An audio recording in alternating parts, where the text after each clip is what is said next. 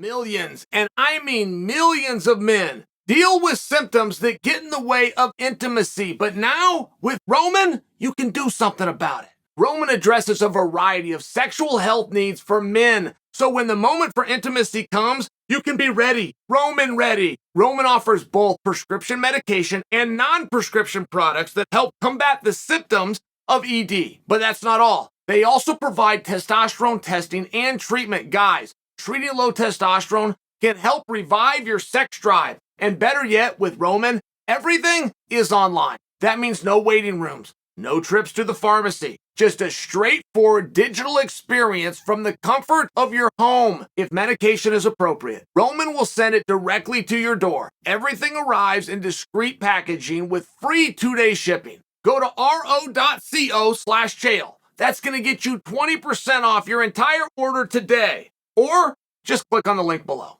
Jake Paul, Nate Diaz. How would you do that? If I get put in this position, I got to put that together. I mean, here, maybe I'm getting ahead of myself. Jake Paul has signed with the PFL. And it was very unclear if it was a multi-fight deal. I don't know if you want that detail or if you even need to have it for your decision making right now, but it was very unclear. It was clear enough that Jake will not be part of a tournament. Jake is going to come in specifically into the pay-per-view. Now, I don't know how that's going to sit.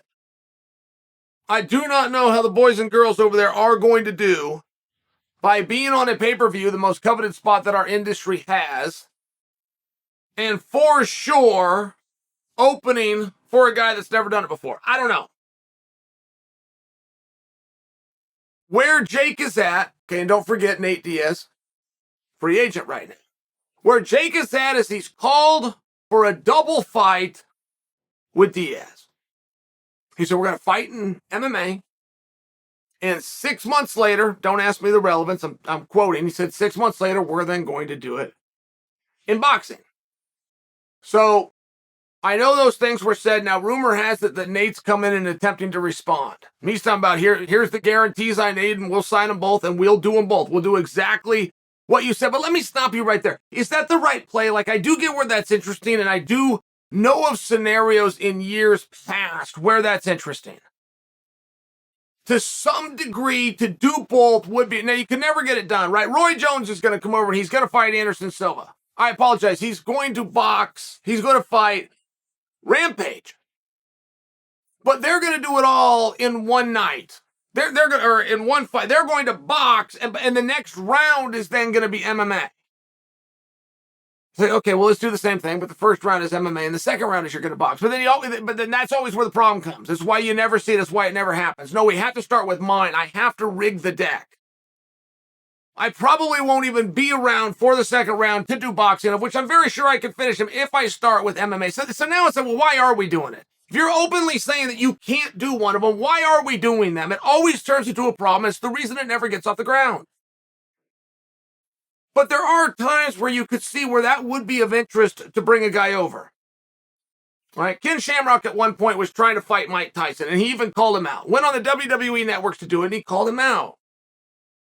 And I will only use that example because that would have been interesting if you did both. Like if Mike said, yeah, I'll do it, but we're also going to do it under my rules. You can see where that would be something of interest, which is why I think Jake did this. But now Nate has responded, and it's almost like, hey, guys, time out. I'm not sure you thought this through. I mean, let's just say that they go, let's say that they sign a double deal, and it's 6 months apart, whatever the relevance to those 188 days is, but you've got the venue, and now you're doing press conference, and you're building both. You're bouncing over to this venue to sell, and then you're coming over here, and you're airing the whole thing to the country, but you got your on sales, and you really are trying to do two different streams of business. Now, let's just say, right, because these fights can only go one of two ways. There's only two guys out there, right? Either Jake wins or Nate wins, so let's say they start with MMA. And let's say that Paul wins. But I mean, could you imagine that? We know Paul's good at boxing. We know that. We've seen that. 3, 4, 5 times, never lost. We know he's good at boxing. We've never seen him do MMA. Now, we trust that he's going to be a lot more dangerous than your average guy just starting out. But we don't know. We know that he's better at boxing than he is MMA, at least by logic. So let's say they have the MMA fight and Paul is to win. After all, he's younger. He's bigger. I mean, not for nothing. It can only go two ways. And let's just say that Paul wins. Paul beats Diaz in MMA. Why are we going to boxing? Why would we need to go to the boxing? And that's where the problem comes. And in large part, it also works vice versa in the same way. So maybe they're just having fun. Maybe I'm being a literalist and I shouldn't do that. Maybe I shouldn't. Well, that's not how it's meant to be. This is a spoof and this is for fun. I'm sharing with you that Paul threw that out there. He's got an opportunity in the PFL. He owns a boxing promotion company, so he can make these things happen. And now you two have a response coming in from Diaz saying, yeah, let's get it done. Let's get it done for the pair. And it's like, hey guys, I know where that sounds cool, but it's one of those things you gotta think through. 1996, Kurt Angle won the Olympic Games.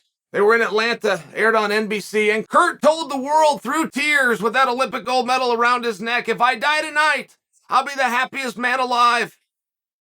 And NBC broke it off, and they played that over and over and over and over. And it's like, guys, have you taken the time to listen to what he said? I know it sounded cool when he said it. Through the tears and the muscles and the heartache, like it sounded cool. But if you die tonight, you can't be the happiest man alive. So sometimes I think you just need to pull back, look at what you said, and then think about, is that something that I needed to have said?